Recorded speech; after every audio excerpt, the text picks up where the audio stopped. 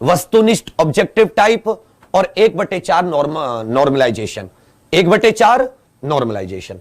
तो मैं अब इसको छोटा छोटा थोड़ा सा कर देता हूं, ध्यान दीजिएगा। 18 से 40 एज कितनी होनी चाहिए? 18 से 40 वर्ष। कब? 1 जुलाई 2021 को, 1 जुलाई 2021 को। इसके अलावा SC ST OBC को छूट भी है। इसमें शैक्षिक योग्यता कितनी होनी चाहिए? तो कम से कम हाई स्कूल, लास्ट डेट तक कम से कम इसमें आपके पास हाई स्कूल होना चाहिए, मतलब 10th क्लास। अगर 10th क्लास है तो आप इसमें भर सकते हैं। लास्ट डेट कब है फॉर्म की? आज से फॉर्म भरे जा रहे हैं 25 तारीख से।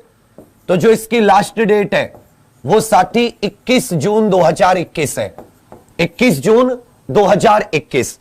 पहले पीईटी होगा और पीईटी के बाद में आपका मेंस मुख्य परीक्षा होगी।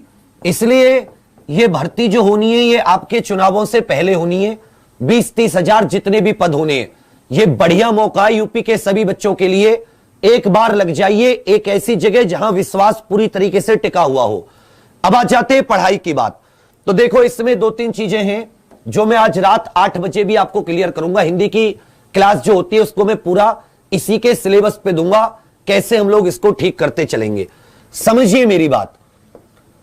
इसको क्या करते हैं बच्चा, हम लोग थोड़े से कुछ नया कुछ पुराने, मतलब अपने एक छोटी सी टीम बना रहे हैं यूपी SSSC की बिल्कुल अलग, जिसका लक्ष्य है पैट के साथ साथ आपको मुख्य परीक्षा, पैट के साथ साथ आपको मुख्य परीक्षा के लिए तैयार करना भी होगा।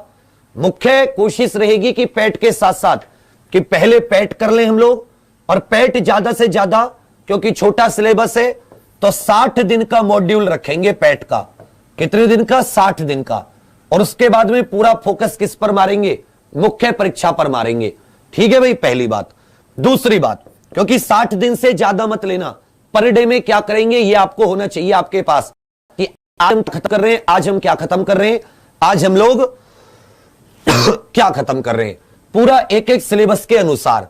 तो इसका मैं आपको डेट वाइज दे दूंगा, डेट वाइज, डे वाइज, कि भाई कौन से टाइम पे आप लोग क्या पढ़िए, जिससे कि 60 दिन में कैसे हम लोग इसको बढ़िया से कर सकते हैं, आपके पास पूरी की पूरी जानकारी हो। दूसरी बात, पहली बात तो ये क्लियर होगी कि इसमें सिर्फ डेट वाइज अगर आपके पास चीजें होंगी तो फिर आपको कोई इश्यू किसी भी प्रकार का होना इसमें नहीं है। सेकंड चीज जो आ जाती है आप लोगों के लिए, टाइम टेबल वगैरह। आज रात 8 बजे इसका टाइम टेबल, आज रात 8 बजे में इसका टाइम टेबल पूरा, और ये डेट वाइज डिस्कस कर दूंगा कि कैसे इसका टाइम टेबल तुम लोगों को लेकर चलना है। बिल्कुल सही। दूसरी बात जो आ जाती है आप लोगों के लिए, इसमें करंट अफेयर और स्टैटिक जीके की बहुत बड़ी भूमिका है। और अब मुझे लग रहा है कि सुबह वाली जो 6 बजे वाली क्लास है अब मुझे कल से लेनी पड़ेगी। मैं उसे 1 जून से लेने की सोच रहा था, तो कल से सुबह 6 बजे वाली जो क्लास होती है करंट अफेयर की, बच्चा तुम कुछ भी कर लो।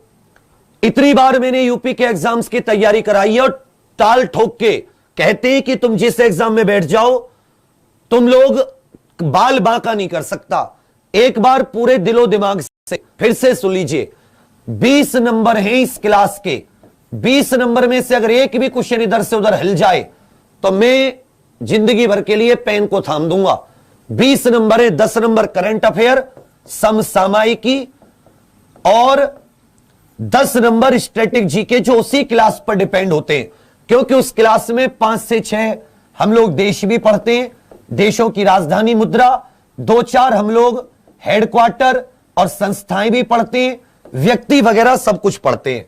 तो आप लोग क्या कीजिएगा कि कल सुबह, कल मतलब 26 मई से एकदम बिल्कुल नए शिरो 01 से शुरू करेंगे, 01 से। और लास्ट के 6 महीने का करंट अफेयर, लास्ट के 6 महीने का करंट अफेयर तुम्हारा कराना मेरी जिम्मेदारी है। मैं ये 60 दिन के शेड्यूल में डाल दूंगा कि हम लोग किस तरह से कवर करते चलेंगे। तो करंट अफेयर की जो क्लास है कल से रोज सुबह 6 बजे मैं लूंगा, तुम इसको लेना मत छोड़ना। बाकी पूरा टाइम टेबल मैं आज रात 8 बजे आपको बता रहा हूं। आज से पीईटी के फॉर्म भरने शुरू हो गए, आज से पीईटी के फॉर्म भरने शुरू हो गए। आज ही जल्दी से जल्दी आप लोग अपना फॉर्म भर दीजिए, और फिर आज मैं 8 बजे टाइम टेबल बता दूंगा और सुबह से अपनी क्लास पर आप लोग